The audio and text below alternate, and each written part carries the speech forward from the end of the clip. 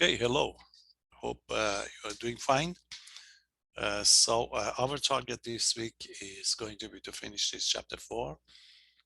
There are a couple of sections, very important section, quite interesting one, that we try to finish it quickly so that we can get to the chapter 5. So we are going to have a quiz next week. Okay, so we prepare for that quiz, which is going to be quiz number 3. So what I did the other day, I just talk about the row space and the column space of a matrix. Okay, so we introduce subspace generated by the vector rows. We call it the row space, and then a subspace generated by the column vectors. This is the one that we call it column space. So we just give you a method in order to find it. A matrix would be given to you. You change it to the echelon form, and the number of the non-zero, non-zero rows, if you like. The vectors on the non-zero rows of this equivalent matrix would form a basis for the row space, and then we just look at the column that containing the pivots, the leading ones, and we get back to the original matrix and we pick the column basis. It's the one that we talk about today.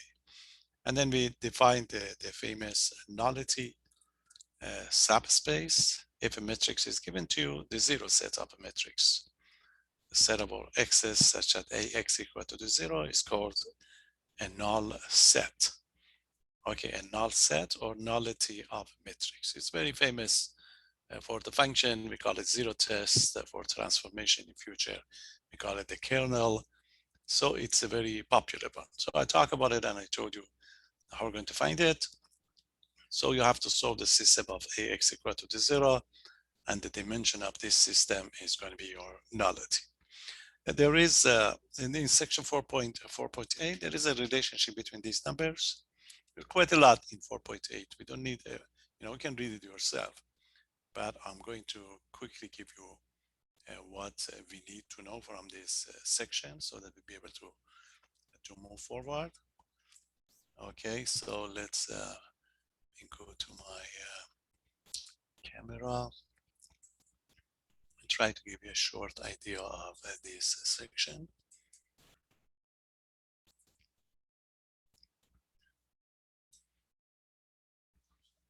Okay, so this is it. So briefly, I'm going to give you an idea of the definition of the rank of a matrix in 4.8 first. Okay, so this is going to be 4.8. So we already talked about the nullity of a matrix. We want to know what's going to be the rank of a matrix. Rank of a matrix. What's going to be the rank of a matrix? Okay, so if a matrix is given to you, you can form the row space, remember, and the column space. The row space is a subspace generated by the row vectors. Okay, and the column space is going to be a subspace generated or spanned by by the column vectors, if you like. So we can prove that the number of the vectors in the row space is exactly the same as the number of the vectors into the column space. This same number is going to be called the rank of a matrix. Okay, so we write it down as a theorem, and then from this theorem we get our definition. So what is a rank of a matrix? If A is going to be an M by N matrix, okay, then see the row space. The row space and column space. Row space and column space. Column space of A would have the same number of the vectors. Okay, of A have the same dimension. You know that the dimension of a subspace is going to be the number of the vectors in their basis. So their basis would have the same number of vectors. That same of number is going to be called, okay, these same of numbers is going to be called the rank of a matrix. Okay, so this is going to be the case. Now we get this one as a definition. As a definition, the dimension, okay, the dimension of the row, dimension of a row space, which is the same as a column space, or okay, or the column space or column space. This dimension, okay, the dimension of a row space of the matrix A, of a matrix A is going to be called, okay, it's going to be called the rank. It's called the rank of the matrix. Rank of the matrix A. And is denoted, is going to be denoted by, it's going to be denoted by, you know, we call it rank of A. Okay, so the rank of a matrix A is simply is going to be the dimension of the, you can use either the, okay, you can use either the row space or the column space, because both of them are going to be the same. Okay, so we give you one question on this one. For example,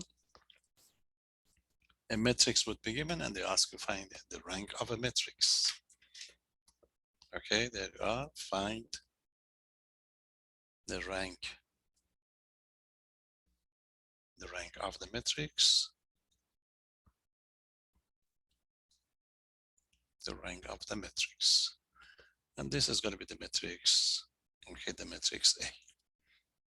The matrix A is a 3 by 4 is a 1, negative 2, 1, negative 2, 0, 1. And this is going to be 2, 1, 5, negative 3. Okay, and it's going to be 0, 1, 3, 5. This is a matrix, and okay, it's a 3 by 4 matrix, and you would like to find the rank of a matrix. So what you have to do, you have to change it to the echelon form. Okay, so for the solution, you have to change it to the echelon form. This is it. We have to get rid of the 2. So this is going to be, we change the R2 into the R2 minus 2R1. Okay, this is the case. And to make this one into the 0, then you get the 1 over here, and then you would like to make this one into the, let's do that one first, and then we come back and we do the rest. Okay, so the first one is going to be 1, negative 2, 0, 1. R2 minus 2R1, that's going to be 0. 2R1, that make it into the 5. Okay, and this is going to be just 5. And this is going to be just a negative 5 again. Okay, we get negative 5, and we have the 0, 1, 3, 5 here. Okay, so that's going to be the case. Then quickly you can go on and change it. You can change this one into the R2 as okay, 1/5 of R2.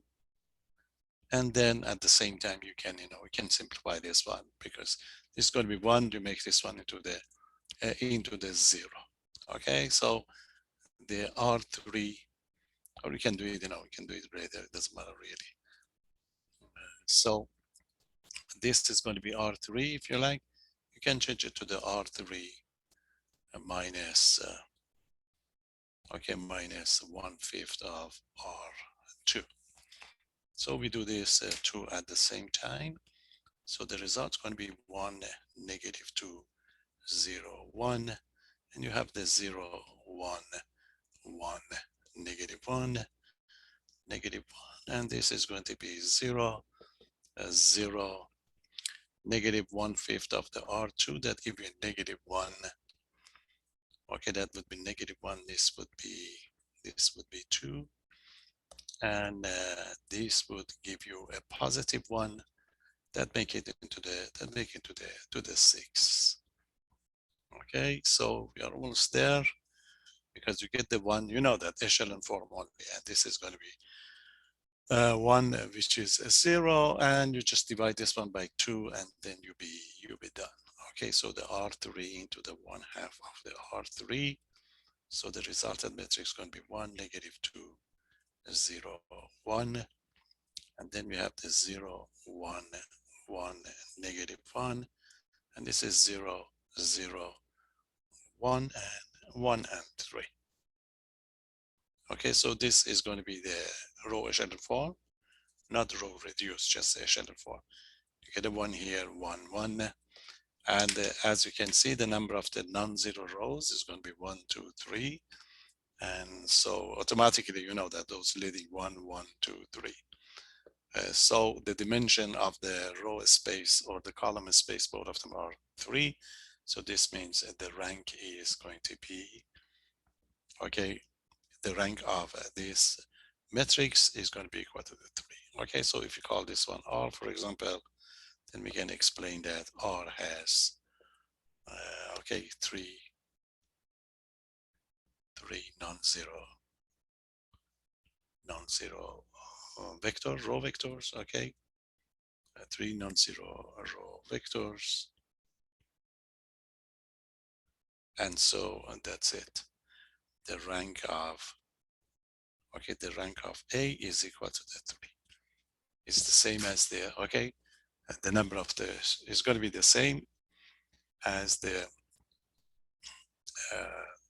basis, the dimension of the row space, or the dimension of the column space. Okay, so it's not a big deal to find it. Now there is something interesting about these type of ideas. As you can see over here, the rank is equal to the rank is equal to the 3. Okay, the rank is equal to 3, and if you check the number of the column, okay, the number of the column, you have 4 columns. So n is equal to the 4, and the rank is equal to the 3. Then if you go on and you want to find the nullity of this matrix, you see the nullity of this matrix, you know that you put ax equal to the 0 in order to get that one. Okay, if you go with the ax equal to the 0, you are going to have, this is going to be a system with I mean, ax equal to the 0, if you like, it's going to be having only one solution. The nullity would be 1. But there is a relationship between this. So we get the 3 here. You see, the rank is equal to the 3. The rank is equal to 3. Nullity would be 1. 3 plus 1 would be 4, which is 1, 2, 3, 4 columns. This is not going to be surprising. There is a relationship between these ideas, these 3 quantities that we talk about it. This relationship is going to be called dimension equation, if you like, okay, or dimension theorem. So let's see what's going to be that dimension. It would be useful. Okay, dimension theorem. Dimension theorem for, okay, for matrices, if you like. For matrices. And that dimension theorem is that if you have a n by n matrix, look at this one, it's a very natural observation. If A is going to be an m by n, okay, m by n matrix, if this is going to be the case, then this is what you're going to have. So this equation, the equation is going to be the rank, okay, the rank of the A. Remember, the rank of the A would be what? Would be the number of the, this is going to be dimension of a basis of row space. or if you change it to the row echelon form, this is the number of the non-zero row vectors. The rank of the A plus nullity of A. Nullity of A is the dimension of the zero set, if you like, okay, AX equal to the zero. Nullity of A, if you put them together, it's going to be the number of the column of this matrix. Okay, rank of A plus the nullity of A is equal to the N. Okay, that's going to be, we call it dimension equation. All right, so if two of these numbers would be given to you, you should be able to find the other ones because you always have this one here. Okay, let's see how we're going to prove it.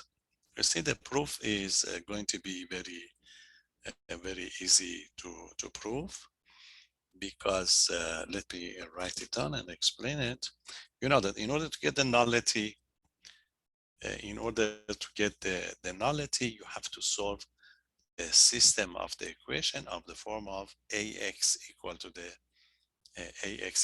0. Okay, and remember this N is the number of the column. When a system of the equation, we write it down as I'm talking about. You see, this is going to be the case.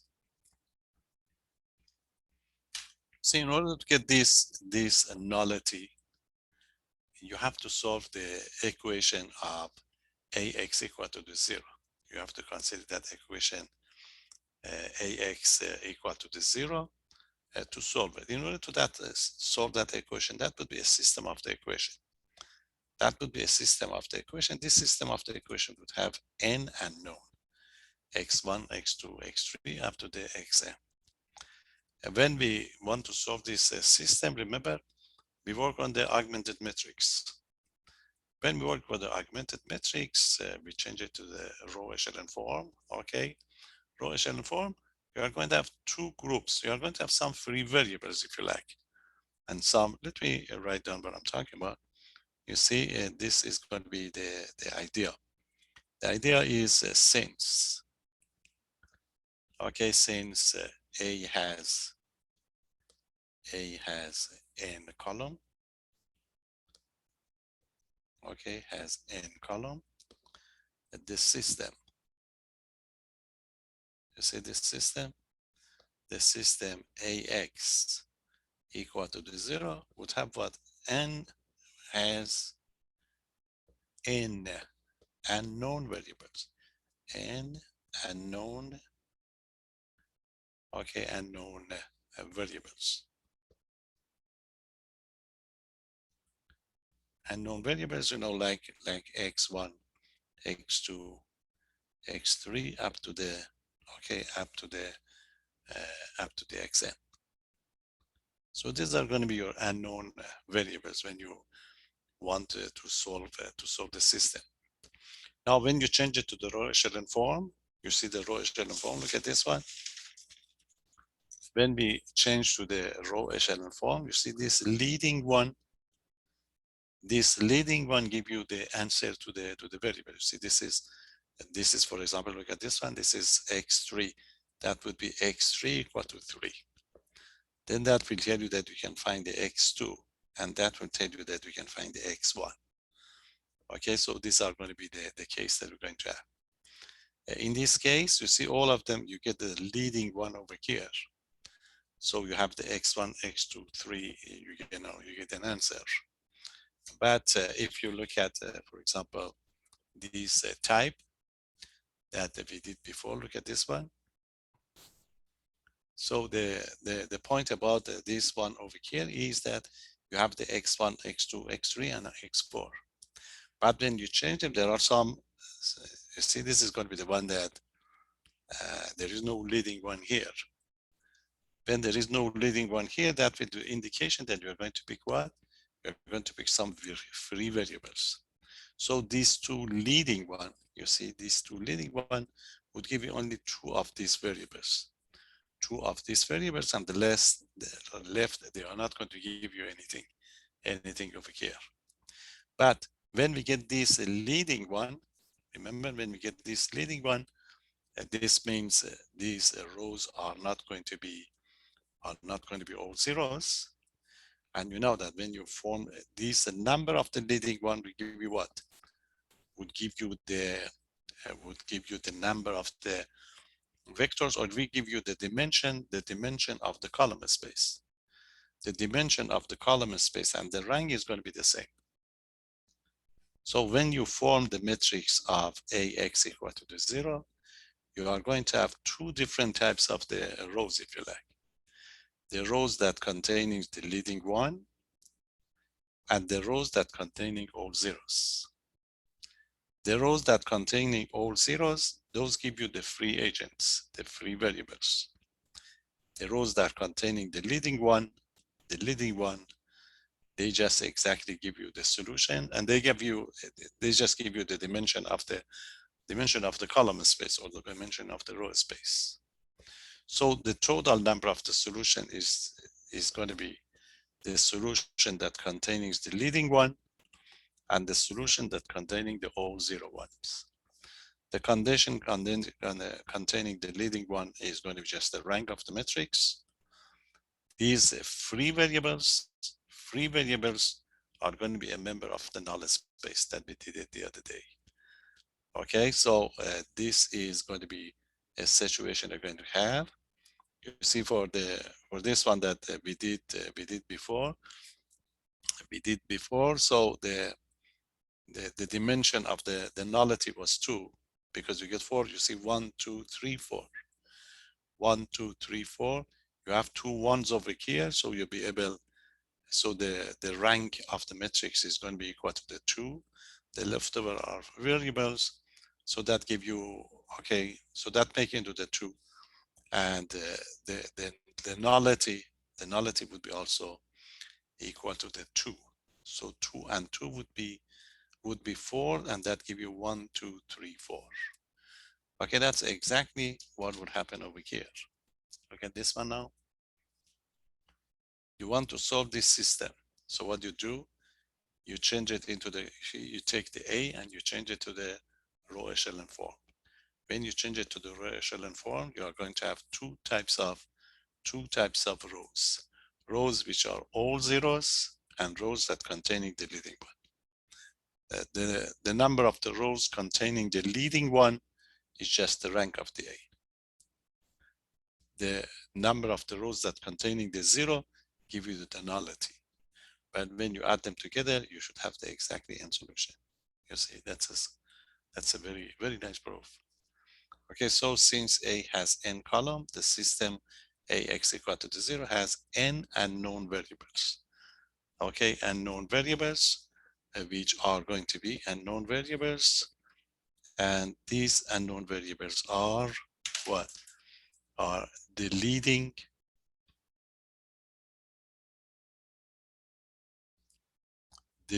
variables, means the one that coming from the, okay, with the leading one, and the free variables.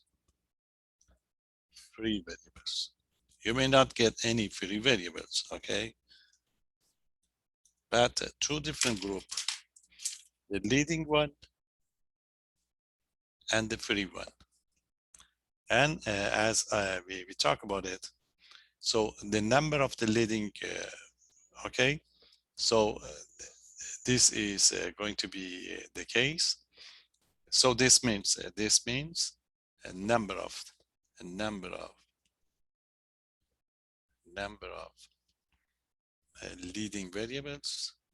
leading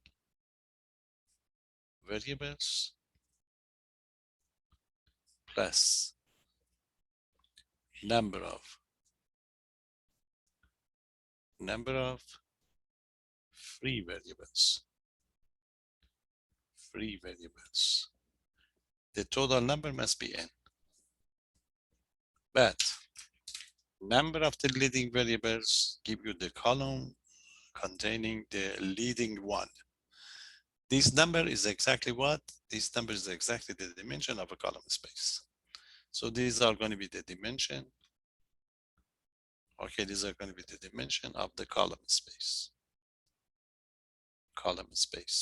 Because this is the way you find the plus The number of the free variables give you exactly the dimension of the null space. That was exactly the definition. This must be equal to the n. I do know that the name of the first one is rank of A. The name of the second one is nullity of A. Okay, nullity of A. So the total number must be equal to the n.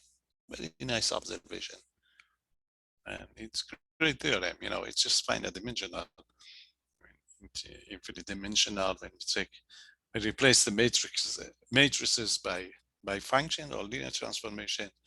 We use quite a lot of this type of ideas, but the rank of the matrix is very popular case. Okay, so this is called the dimension theorem. Dimension theorem, you can use it anytime you like. Okay, so you can use it definition, question concerning the rank and the nullity, and you got to be careful. If it's going to be just number, you can use this one. But sometimes they ask for the basis. If they ask for the basis, you have to do the full operation to get that one. Okay, so this is how. I'll give you one example of this one on your next quiz, one question. And we wanted to find the rank. Okay, find the rank and nullity. And nullity of A. You see a matrix would be given. I give you something very similar to the one that we did. Okay, so this is going to be the matrix A. And this is 1, 0, -2, 1, 0. And you have the 0, -1, -3, and that would be 1, 3. And you change this one into the negative. It's the -2, -1. And it's going to be 1, -1, 3. And the final one is going to be 0, 3, 0, 3, 9, 0, and the -12. Okay, this is going to be a given matrix, and you would like to find the nullity and the rank. You need to find one of them. You can use that one and just this equation, you get the other ones. Okay, so just make sure that you know that the n is going to be the number of the columns, because this is the number of the variables that we have. So in this case, the solution is going to be, you note that n is equal to, n is equal to 5. N is equal to the 5. Okay, I'll let you just check it. You have to change it to the row echelon form. It's not difficult to find that row echelon form. This is it. You just make it, it's a couple of times you are going to get it. So I just leave it for you to check this one. So the row echelon form of this matrix is going to be the following. Okay, you can change it to the 1, 0, 1, 0. You have to do it on the test. Okay, is 0, 1. Then you have 0, 1, 3, 0, 0, -4. Okay, and this is going to be 0, 0, 0, and the 1 and -1. And you have a 0, 0, 0, 0, 0. Okay, so this is what you are going to get, just in a couple of operations give you the case. Now what you are going to do is you are going to check. You see, check the number of the non-zero or the leading one, 1, 2, 3, or 1, 2, 3. So quickly you can see that the rank of this matrix, the number of the leading 1, 1, 2, 3. So the rank is going to be equal to 3. Okay, rank is equal to the 3. Different way to get the nullity. N is equal to 5. N is equal to the 5. So we're just using this fact that you see the equation is a rank plus nullity. Nullity of A must be equal to the 5. Okay, and this is it. This is 3 plus nullity of A is equal to the 5. So you get it from here that the nullity, okay, the nullity of A is simply equal to is equal to 2. Okay, different way to do it to get these numbers done. Okay, so you have to change it to the row echelon form. You know, you either find the nullity first or the rank, one of them. So as soon as you change it to the row echelon form, you can see the rank. So the rank plus nullity is equal to the number of the column in your matrix. So you get it, you know, and then you're done. Okay, there are different interpretation of this one in your book, but this is all we need really to get to know them. We are not going to do anything else with this one. So we finish it right away. You can check your book, but this is what I expect you to be able to do for us. We give you metrics, be able to find be able to find the rank, the nullity that we talked about the other night. Okay, so put them together, and I think I've assigned only 4 problems from this section: 1, 2, 3, and 4. So just one for the next. Okay, next please. Okay, so that is section. Okay, this is section 4.8, the definition of a rank of a matrix. Okay, so what we're going to do for the rest of this chapter, we are going to get to know linear transformations. Quite interesting one. Linear transformation were introduced in 1.8. I talk about it when we get to that section. I told you that we are not going to do it at that time. No. So I get back and I just do that section. Okay, so this is going to be 1.8. And then, okay, we do the 1.8 and then we get back to the 4.10 and we finish it. Okay, so just give you some idea of 1.8. Okay, and then be ready to get this number. Okay, so the reason that we didn't do it before, because at that time we didn't have the notion of a vector space. So if you were to do it at that time, you should just check Euclidean space R2, R3 from, you know, from calculus to calculus 3. So that's why. And we didn't lose anything because we are going to use it from now on. Okay, so we want to know what is going to be in this section. We are going to introduce what is a linear transformations. Okay, linear transformation. If you want to continue taking linear algebra courses, you are going to be done with the matrices. You are going to use these function format, linear transformations. Okay, you see in calculus, we defined function. You know the definition of a function. That 2 sets would be given to x and the y. The function f is a machine from x to y. You know that you give the input x to the machine and you get the y out.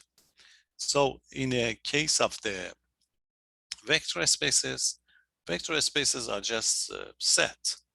So you can define function as you did it for the, okay, as you did it for the, okay, for the subset of the real numbers. But when we talk about, we are in linear algebra, we are interested in a special function. It was like our function to be able to transfer, okay, the property of the vector spaces. What is the property of the vector spaces? They are closed under 2 operations. Remember, vector addition and scalar multiplication. So the function from 2 vector spaces that preserve addition and scalar multiplication is going to be called linear transformation. Transformation is like the function, but when you say linear, this means if you have the addition in this part, you say addition to the addition, a scalar multiplication to the scalar multiplication. So that's the difference between 2. Okay, so I'm going to explain it for you. So that's it, as we did it before. Functions. Okay, functions that map function that map a vector space, okay, that map a vector space or one vector space, into the other, into another, okay, another, and preserve, okay, and preserve that famous property, okay, preserve the operations, two operations that we have, okay, operations of vectors addition or vector addition and a scalar multiplication and a scalar multiplication are going to be called linear transformation, are called linear transformation.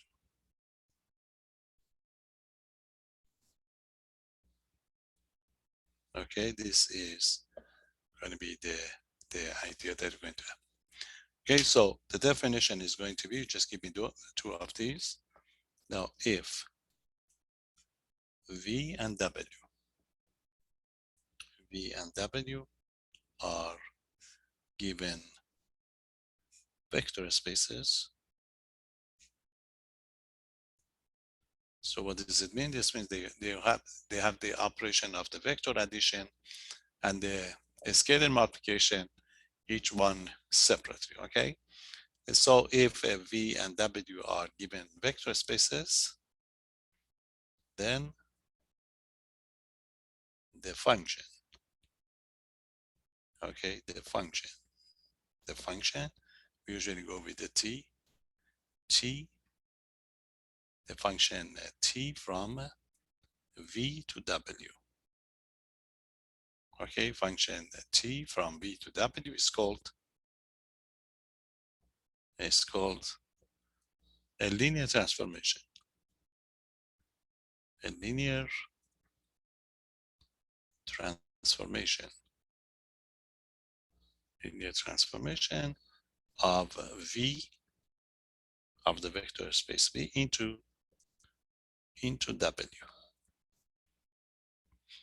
Okay, into W if the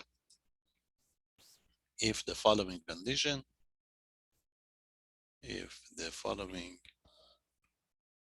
okay, conditions or property, conditions are true. And this is your job. A function would be given and you have to check this for us. Okay, so this is it, the first part.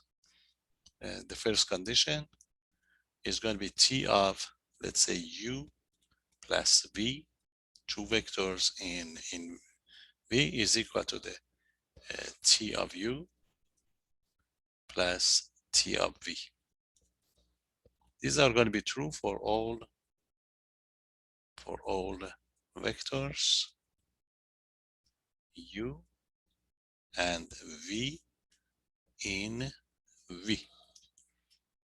Okay, so you got to be careful about, you see these additions. The first addition is the addition that defined on V. The second addition is the addition that defined on W. We write both of them similarly, but we understand that. This means whatever addition you define over here, addition goes to addition to get these, these numbers. Okay, that's the first condition. This is vector addition, and the vector addition is going to be the same thing. And that's the first one. And the second condition is a scalar multiplication. The scalar multiplication means T of alpha, or K times U is going to be alpha T of U. Okay, so this is going to be for any scalar alpha, okay, and okay, you know, and U in V. So if these two conditions Okay, if these two conditions satisfy, so in that case, we say that this vector space are going to be okay. This function, if you like, just check. Maybe better focus at this. Okay, so that's it. That's better. Okay, so if these two conditions satisfy, then we say that the T is going to be a linear transformation. Okay, your job is we just give you a couple of them and we ask you to check. Okay, you will see a couple of them, just at least one in your next quiz, and you have quite a lot. Okay, in book to check. So, for example, they are ask you the determine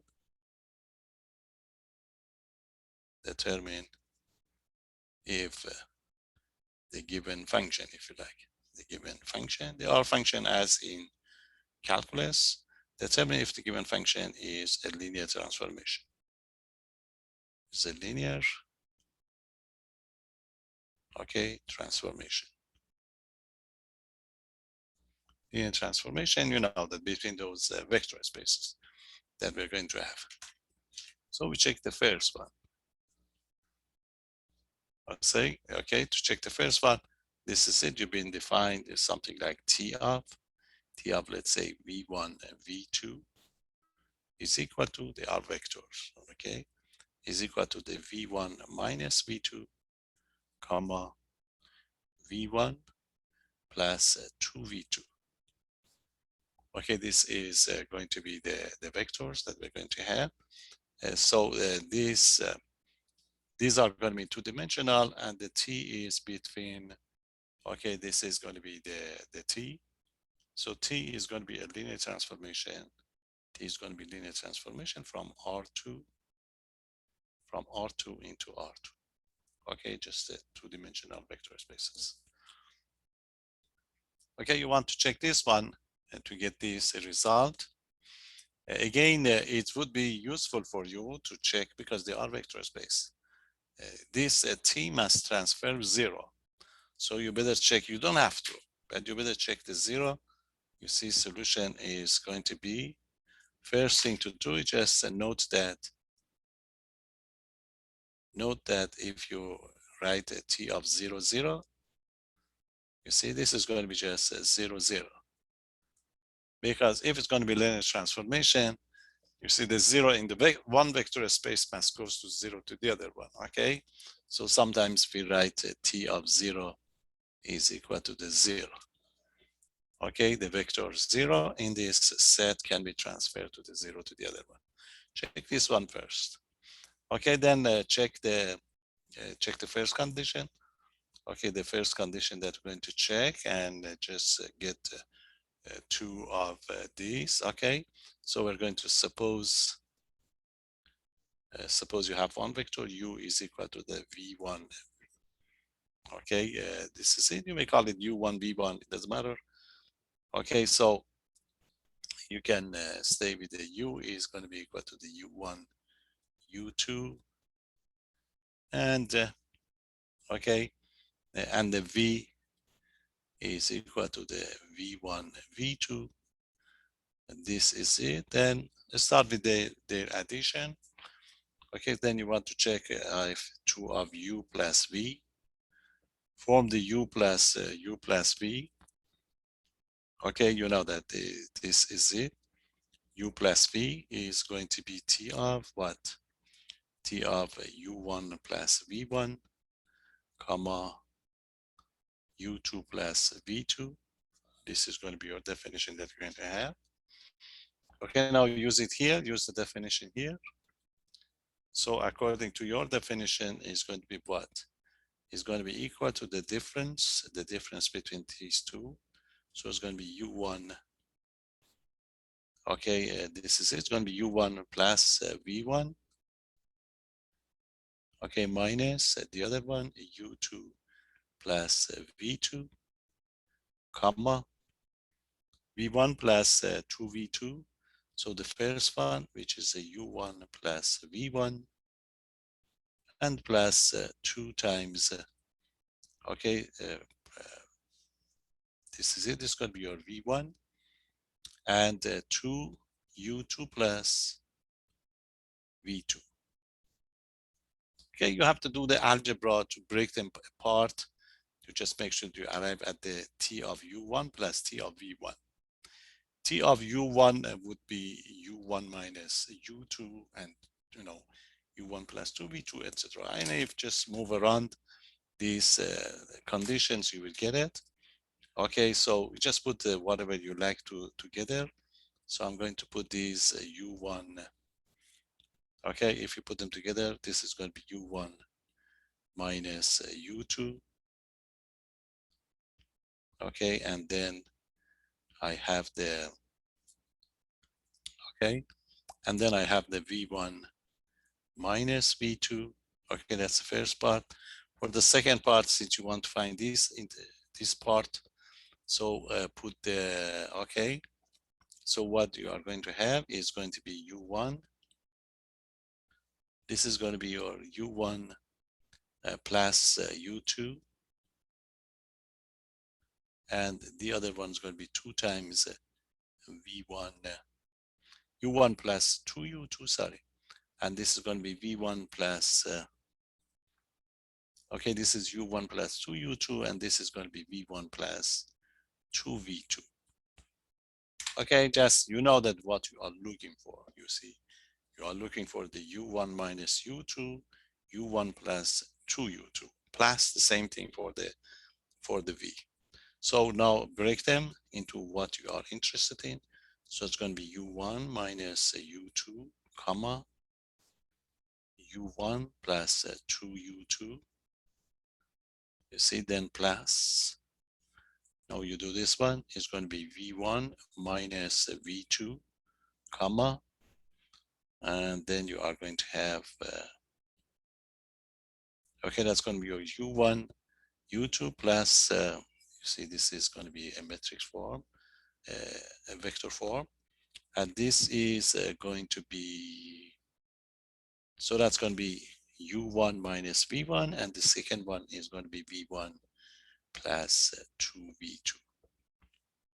So if you compare with the definition that you be given, you see, compare with the definition, this is a definition of t of u1 comma u2, and this is going to be a definition of, okay, definition of the t v1 and v2. You see, so what you did is the first one is simply the vector u, the second one is simply the vector v. So you prove that t of, okay, you prove that the t of u plus v is going to be equal to the tu plus tv. So the first condition is satisfied. It's not difficult, sometimes it's messy, but it can be nicely done. Just put them together. It's just adding, subtracting cases. So you are not done. You have to check another condition. The other condition is t of alpha u. You have to prove that it's going to be, you can factor out the alpha out. So use the definition first. It's going to be t of alpha times u. What is your u? U is u1 comma u2. Okay, you multiply the alpha inside, alpha u1 comma alpha u2.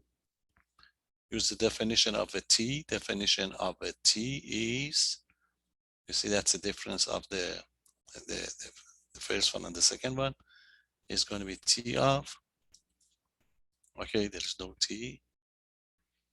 It's first one and the second one, alpha u1 minus alpha u2, comma, first one and twice of the second one. So alpha u1 is the first one, plus twice of the second one, twice of the alpha u2. Okay, so we just factor out the alpha and you will see it. Your alpha out, so that give you u1 minus u2, okay, comma, and that give you u1 plus 2u2, and that's exactly t of u. So this is going to be alpha okay? So that's going to be alpha times T of U. Okay, so we prove that T of alpha U is equal to the alpha TU. So this means T is a linear transformation. T is a linear, okay, linear transformation. Okay, that's the way you are going to prove. You have quite a lot in your book. Okay, just to check. So just check a couple of them. Make sure you are ready for it. Okay, and you will see a couple of them in your next practice quiz. So that's it. So that's number one. Okay, so this is the function that we are interested in. The function is a linear function. We are going to simplify it in a minute, but you have to be working with this one for a while. This is like doing something in calculus 3, but we are going to change it into the matrix form, and that's make it so easy to handle these type of ideas. But for the time being, this is what you got to do. So this is the one that give you a positive answer, okay? So check this one. Most of the time, you may reject it right away. You must transfer 0 to 0. If it's not, you stop. Okay, so let's give you the one that you may not get it. Okay, this is a function, but it's not true that any function would be a linear transformation, because not any function is a linear function. If you look at this one, T from R to R, real numbers, and then it's defined by T of X equal to the sine X. Okay, sine X when X is, okay, for all X in R. You see, it's quickly you can prove that this is not a linear one. The T of 0 is 0, nothing to worry about because the sign of the 0 is 0. Note that the T of 0 is equal to the 0. But the question is going to be, so the question is, if you have T of two numbers, x1 plus x2, is it equal to T of x1 plus T of x2? So in this case, this means the sign of x1 plus x2, is it equal to the sine of x1 plus sine of x2? You know that in general, no. You see, in general, this is not true, but you have to give us an example, a counterexample that you rejected. We don't accept that to say just no. Okay, just give us an example. You say that, for example, pick two angles. For example, sine of pi 4 plus pi 4. You see the sine of pi 4 plus pi 4 is the sine of the pi half, which is equal to 1. Okay, but sine of the pi 4 plus the sine of the pi 4 is what? Is a radical 2 over 2 plus radical 2 over 2, which is 2 radical 2 over 2, is a radical 2. So as you can see, 1 is not equal to the radical 2.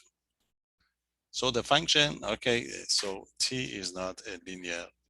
So t of x equal to the sine x is not, okay, is not a linear transformation.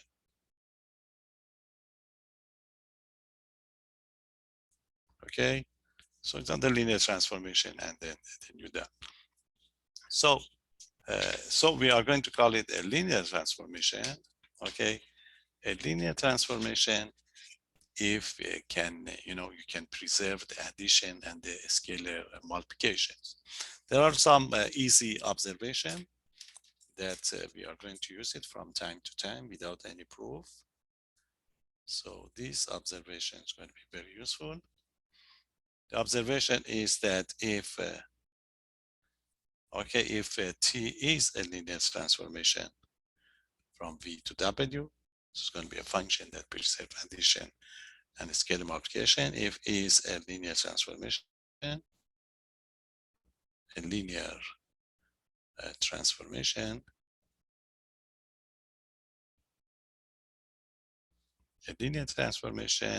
then you can use these anytime you like.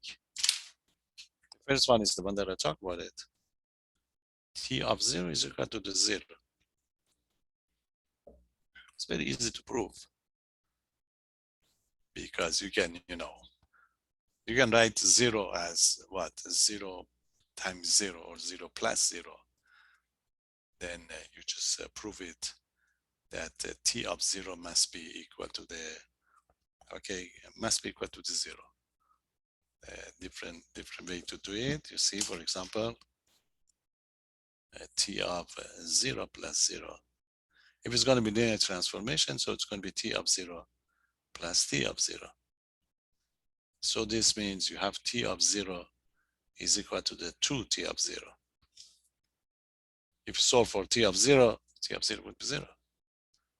Okay, if you subtract it, so from here subtract T of 0, so that gives you T of 0 minus T of 0, and that would be 2T of 0 minus T of 0. So that gives you T of 0 equal to the 0. So that's why I told you that you can check this one. And you can check this one to see if linear transformation is going to be the one. Okay, and there are some others that I just listed for you. That's clear. T of minus, V, or the negative V is going to be T of negative V, because you cannot take the alpha to be -1, and T of U is alpha times TV. And the other one is just subtraction.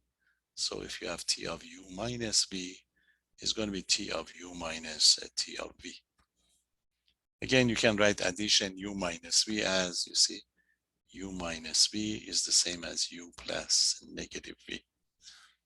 So if you apply the T, then you can get this one right away. Okay, and the other one is, if you have a linear combination, that would be useful for us. Okay, if you have T of, let's say, C1 V1 plus C2 V2 up to the Cn Vn, you can break it. You can break it into the C1 T of V1 plus C2 T of V2. Okay, this is it.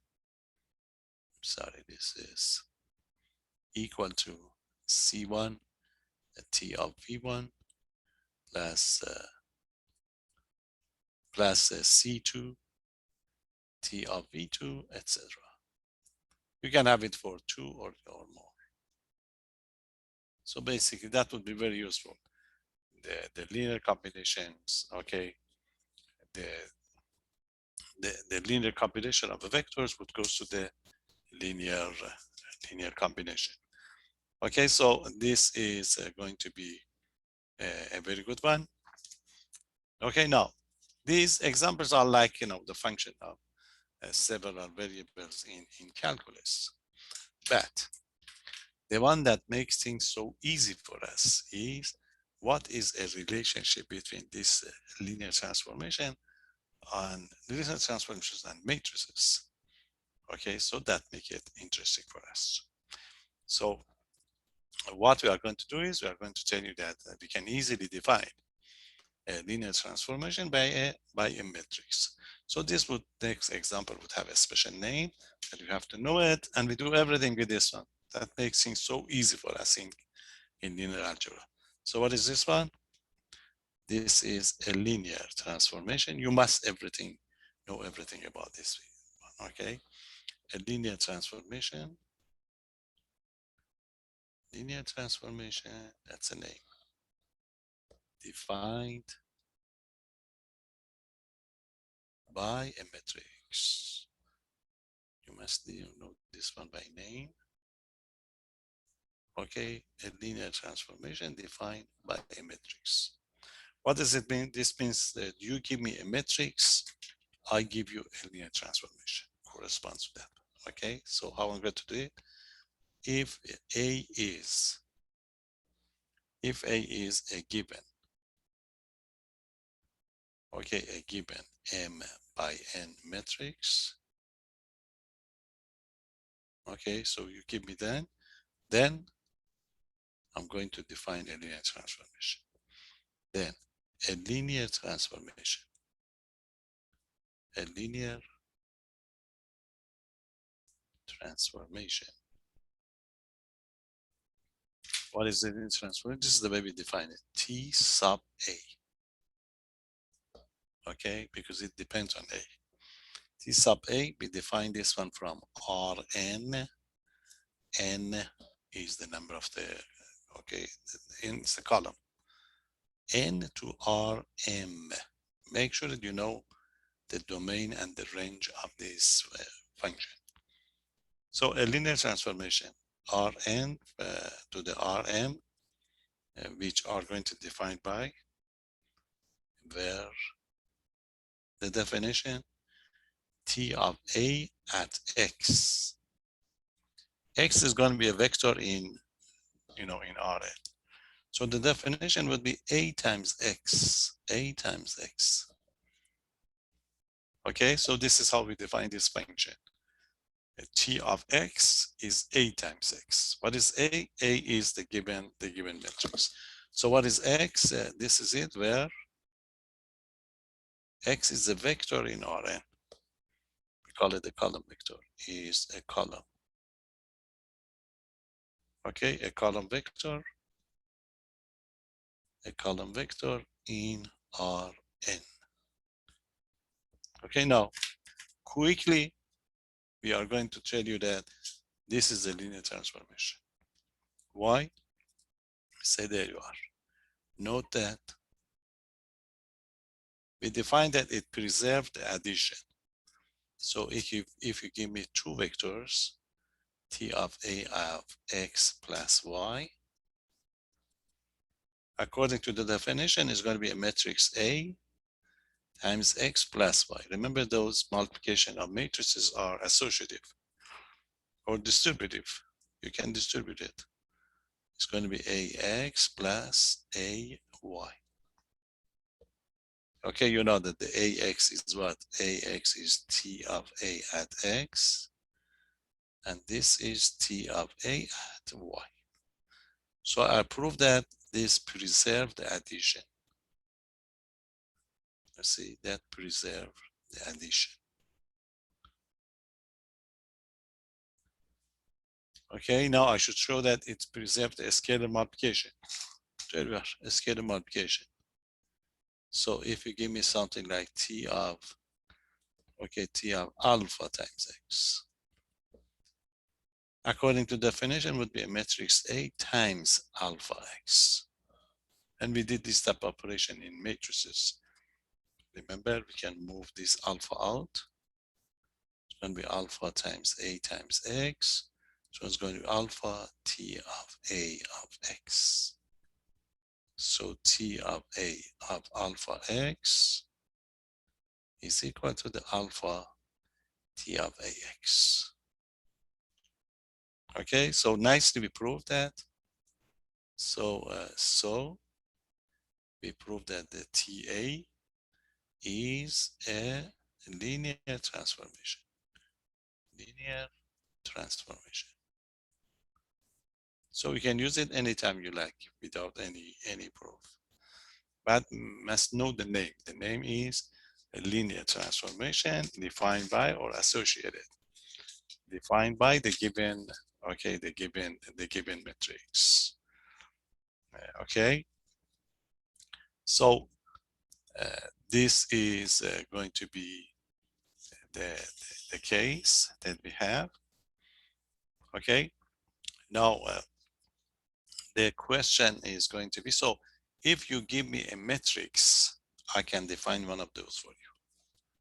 So what is going to be the question? The question is that if you give me a, if I give you a linear transformation, can you find a relationship like this for me?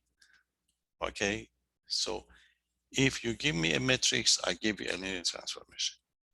So if I give you a linear transformation, can you give me a matrix that satisfies these conditions? Okay, so that is going to be quite interesting one. So we give an example. So what's going to be example? The example is going to be, suppose this linear transformation is given to you. Suppose t from R2 to R3 is defined by, this is a definition, t of x1 comma x2 is equal to the x2 comma x1 minus x2 comma 2x1 plus x2. You see, this is a linear transformation from R2 to R3. I want to change it into this format if you like, because if you change it to this format, everything is nice, everything would be easy. Rather than staying with the function, you can stay, okay, you can change everything to a matrix. It's easier to work with the matrix. Okay, look at this one. A little bit of operation. Suppose this is given to you. So note that I want to pull out a matrix out of this. So I'm going to change the notation a little bit.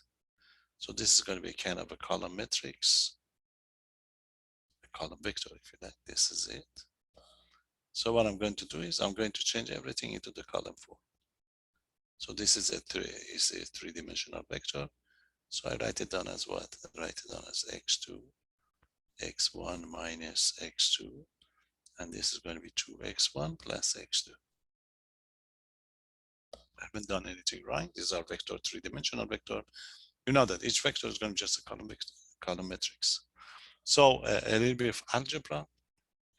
It's like a system of the equation. You see, it's like a system of the equation. And remember, if you have a system of the equation, you can pull out the matrix of a coefficient. That's exactly that matrix of a coefficient that we're going to add. So I'm going to rewrite this one as a matrix of a coefficient. You see, I have two unknown, x1 and x2. So if I consider this one, there is no x1. So the coefficient of the x1 is going to be 0, and the x2 is equal to the 1. The second equation is x1 minus x2. So the coefficient of the x1 is 1, and the x2 is a negative 1. Okay, and the third one is going to be 2 and the 1. So if I multiply this one, okay, it's augmented matrix.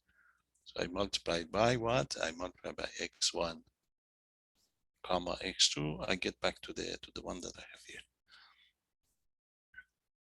Okay, so this is a system of 3 equations and 2 variables, if you like. I change it into this format. So what I can do is I can call this one A. There you are. I can call this one A, okay? And I can call this one X. Okay, so what I did is this is it. So my result is going to be what? And this is also X. So I have what? I have T of X is equal to the A of X. A times X. A times X, where what is A? A is just the matrix that we introduced. It's going to be 0, 1, 1, negative 1, 2, and 1. You see? So what I did, so this means, therefore, I just finish it here. Okay, therefore, what I did, I proved that the T is equal to the T of A. Okay, and so what I did, so why I did, I show that if you give me any linear transformation, I can change it to this one of these easy one. How am I going to change it? This is exactly what I did. So you can do it quickly. Consider this one as a system of the equations, if you like. So consider the first row. The first row, you look at this one. 2 variables, x1 and the x2. There's no x1, so the coefficient would be 0, 0, 1. Next one, 1, negative 1, 1, negative 1. And the other one's going to be 2, 1. And that give it a 1. So it's a question is going to be, is it a coincidence? No, it's not. We can prove it all the time. Okay, so if you give me a linear transformation, so this is going to be the question that we have to answer. And that's why the linear transformation are very easy to handle in linear algebra. Okay, so this is going to be the question. The question is, if you give me one of these linear transformation, if T from Rn to Rm, okay, is a given linear transformation,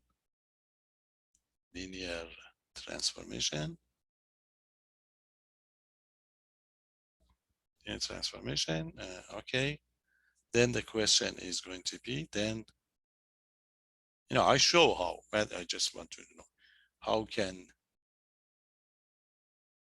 we find a matrix, okay, a matrix A such that T is going to be equal to the TA. So this means all the operation that we're going to have, we can change it to the operation of this format. I'll show you, the one that I show you was a shortcut, but I have, I have to prove it. And it's not difficult, but I do it later on for you. It would be too much. I have another class I have to go. This is going to be a theorem that we are going to have. Let's see. I give you the theorem, then we give the example later. When we want to do it, really, this is the shortcut that I gave you. But let's see officially how we're going to find it. It's very easy to find it. So let's give you the theorem. It's quite a nice one. There are a couple of problems, quite a lot of problems that we can use this. Now, we call it a standard, okay? This matrix, they got a name. You have to know the name. This name is called a standard matrix. Standard matrix for a linear transformation. The matrix that we're going to introduce. That matrix A is called standard. So you give me a linear transformation, I introduce that matrix for you. Now, how are you going to find it if you want to do it officially? This is it. Suppose you give me a T from Rn to Rm. Okay, is a linear transformation.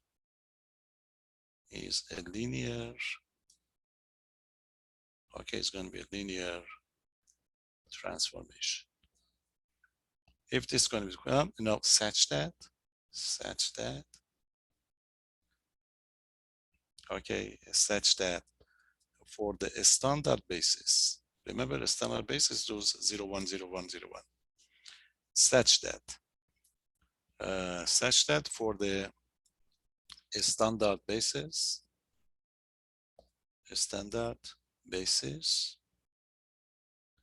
remember E1, E2, up to the En in Rn. Remember E1 is 1, 0, 0. E2 is 0, 1, 0, 0. So E3, 1 is in the third position, okay, fourth position, etc. So if you give me this transformation, then what I'm going to do is I'm going to evaluate this transformation at those bases. So I'm going to find the T of E1 for you. Okay, T of E1 is going to be just a vector. So what I'm going to call it, I'm going to make this one the first column of that A matrix. Okay, A21 up to the AN1. So I evaluate T of E1. I call it the first column of matrix A. Then I continue. T of E2 Whatever it is, I'm going to call it what? I'm going to call it the second column. So that's going to be first row, second column. Okay, that's it. This is going to be second, up to the end row, second column. Then I continue. Nice and easy. I continue, I get the last one. What's the last one? This is going to be T of En, whatever it is. I'm going to write it down as the n column. The n column of my matrix is going to be A1n, okay, A2n, up to the A, N, N. You see? So I introduce a matrix. So then what I have a matrix. Then an M by N matrix, M by N matrix. Okay, matrix A can be defined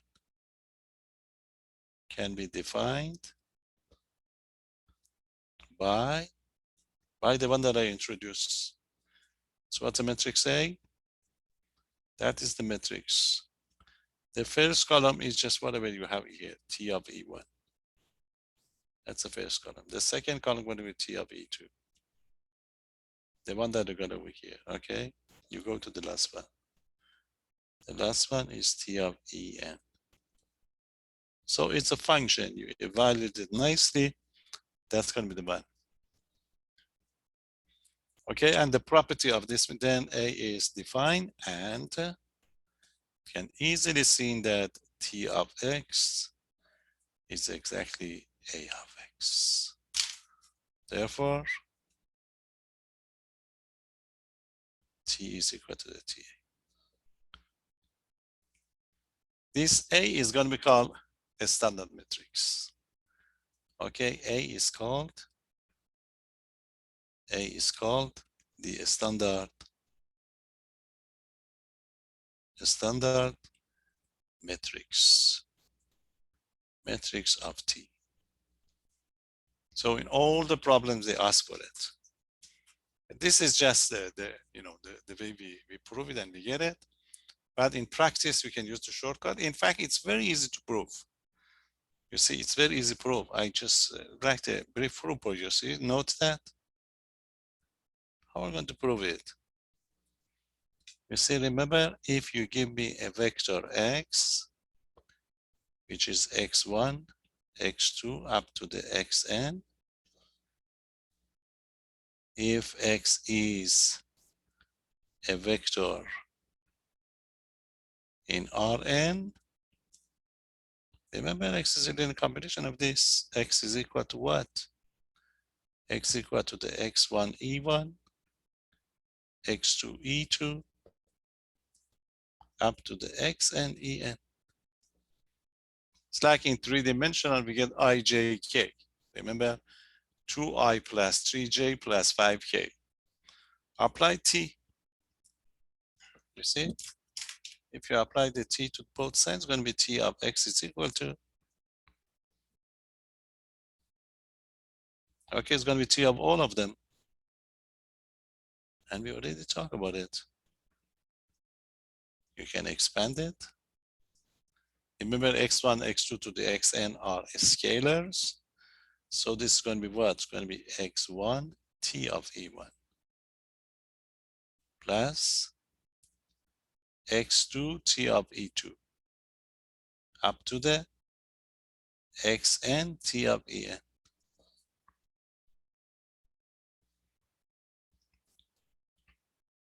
If we just bring it out, you see, those t of E1, E2, E3 that we introduced, that give you exactly what? In matrix notation, you're going to have a matrix. The first column is going to be t of E1. Okay, the second column is going to be t of E2. And take you to the end column. You see that's the one times these vectors, x1, x2, up to the xn. That's it. This is ax. So T of X is going to be equal to the AX, and so T is TA. See, very nice proof, an easy proof really, to show that if you give me a linear transformation, I give an A such that your linear transformation would be like TA. So you don't have to bother about those type of algebraic notation. You can use the matrix notation. And of course, the matrix notation is much, much easier to work with. And this procedure is a long procedure, okay? But in practice, we just use the shortcut that I talk about it to get, to get these numbers done. I give you an example. I give you another, okay, another recording maybe by tomorrow or tomorrow night. Just give you time a little bit to think about it to finish this because this is going to be used in 4.10. This is the last section I'm going to cover from this chapter. Okay, I said let you think about it. That was just proof, but in practice we don't need anything. We just write it down quickly, and then then be done when the matrix is given to you. Okay, let's see if I can give you an example. I just want to give you something to believe it. Let's finish this example, and then we can start talking about some theorems next time. So there are some shortcuts. I just give a quick one, and you have a choice. So we would like you to find this your job quite a lot in your assignment. It's very easy. Find the standard matrix. Find the standard matrix of this linear formation for the linear transformation. Linear transformation. I post your practice quiz. You will see quite a lot of this type of ideas. Okay, so there's going to be a couple of them. I just work on one of them, and then we finish it next time. So this is it. They give you T from R3 to R2, and it's given by T of X, Y, Z. X, Y, Z is equal to X minus 2Y, comma 2X plus Y. I give you two methods, the shortcut or this, the one that we talk about it.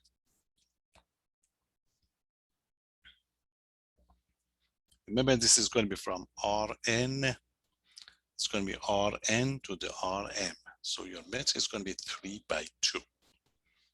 Now, if you want to use that theorem, this is it. So you have to find what is going to be T of E1. You are here. T of E2 and the T of E3 because you are in 3-dimensional. So what is going to be your T of E1? TE1. E1 is 1, 0, 0. Substitute. Substitute here. X is 1, Y is 0. 1, okay, 1, 2. That's T of E1. Okay, T of E2. T of E2 is equal to what? T of E2 is 0, 1, 0. So Y is 0, everything else is 0. Okay, this is it. Y is 1, everything else 0, so that gives me a negative 2. Negative 2, 1. Negative 2, 1. Substitute, you see, X equal to 0, Y is equal to 1. There is no Z. Okay, T of E3. T of E3 is equal to what? T of 0. 0, 1. Z is 1. We don't have any Z, so X and the Y 0. We substitute, so that gives you 0, 0. 0, 0. That's it. So what is your matrix? Remember the matrix A is, the first column is going to be T of E1, the second column T of E2, Okay, and the third column T of E3. Substitute, so A would be, that's it. The first column is going to be 1, 2, 1, 2. The second column is negative 2, 1. And the third column is going to be 0, 0. And you're done. Nice theorem. Okay, but really, you see, this is the way we do it, shortcut. Shortcut is like the example that I did. You change it to the matrix form yourself right away. You see, this is T of X, Y, Z equal to, you have the X minus 2Y and 2X plus Y. You think about it as a system of the equation, you see, it's going to be X minus 2Y, and this is going to be 2X plus Y. So A is a matrix of a coefficient. A is a matrix of a coefficient, you see. Matrix of the coefficient is what? Is a 1, you remember it's X, Y, Z. So it's a coefficient of the X is 1, negative 2, there is no Z.